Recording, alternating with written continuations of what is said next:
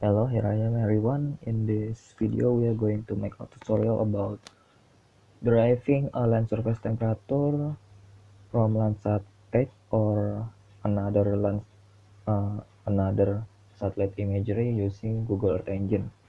As you can see or already know, land surface temperature workflow is like this. You can calculate temperature using reflectance and then NDVI, emissivity, and then you can get a land surface temperature right here. I'm not going to explain this maybe because maybe you already have the explanation from your professor or lecturer from university or your school.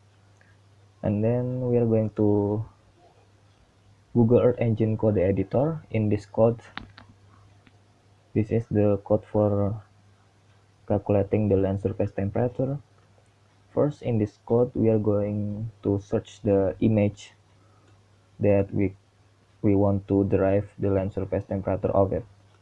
In this code, you input the image collection of the Google Engine. This is I'm using a Landsat 8 surface reflectance. This is the ID. If you want to use another data, you can just go to Google Engine data catalog right here, and then you are going to copy the ID of the data like this. Okay, just copy on it and then paste on the code right here, the image collection. And then this is the filter bound. The filter bound is the boundary or location you want to search for the image. Right here I'm drawing the geometry and then I'm imported on this code right here.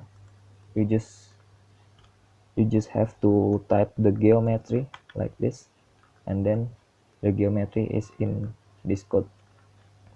And then this is the filter date, this is the start date, and then this is the end date. You can choose or typing whatever you like. This is the metadata, filter it by cloud cover of course, and then this is the less than cloud cover, less than 10%, or you want to 5%, just type it right here, like in here. Okay, we are going to run the code. First I'm going to comment this code, so we are going to okay, run this first.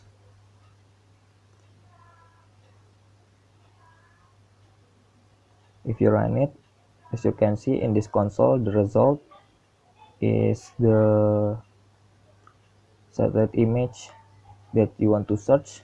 In this case, the satellite image is just one because we are type in the 5 cloud cover.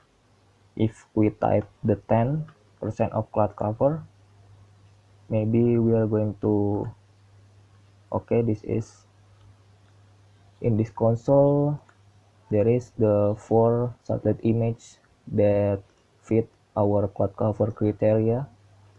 We can search for the properties and then the cloud cover. This is 6, not good enough. This is 6, not good enough either. This is okay too, good. And the satellite image is 7. Okay, we are going to use this satellite image because the cloud cover is minimum.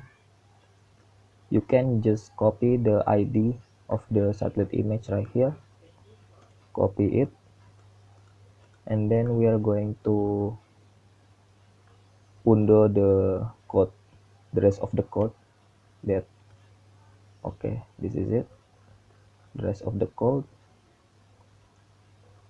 In this code there is a visual paragram where we define this first because we are not going to define it on the every single code that we are going to messing around right here.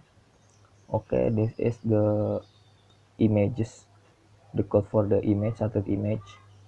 You pass the ID of the satellite image that you want right here, paste it, and then this is the calculation for the NDVI. We are going to use the normalized difference function on Google Earth Engine. As you already know, for NDVI in Landsat 8, we are going to use the band 5 and then the band 4. But if you are going to use another Landsat, you just change this band and then you are all ready to go. Okay, this is the thermal band. The thermal band of Landsat 8, as you already know, is the band 10 right here. So we are going to select the band 10 of the Landsat 8. And then this is for the find the minimal and maximum of NDVI for calculating the fractional vegetation right here. And then the fractional vegetation will be using it for calculating the emissivity of the satellite image using this code. And then this is the calculation of the LST. If you want output in the Celsius, you can just add this calculation. If you want to make it on Kelvin, you just have to delete it. Okay, this is the thermal band. Don't forget the thermal band for Landsat 8 is band 10, but if you are using another Landsat, maybe it will different. You just have to change it right here. Don't forget about it. And then this is the minimal and the maximum of the LST for the visualization. This is right here the visualization of the LST. You input the minimal and the maximum of the LST. Okay, maybe we are going to I will explain this first. This is the code for the exporting the LST or the NDVI you are already calculating in the code. This code is exporting to Google Drive. This image code is you choose the variable of this code. I'm choosing the LST, of course, because I want to export the LST output. This is the description, is the name of the file for the output. This is the folder if you want to make a folder in the Google Drive. This is the scale. As we already know, the scale of Landsat is 30 meters, so we are going to input the 30 right here. This is the region. If you want to export all of the satellite image, you can just type the image right here. But if you want to just export some of the LST, some of the space, you just have to type the geometry or whatever. You just have to draw it in this map canvas. But I will going to export all of the satellite image. This is the file format, of course, GeoTIFF. Okay, now we are going to run it. Okay, there you have it. You can check the output in the console right here. This is all the output. This is the minimal and the maximum of the length of the LST.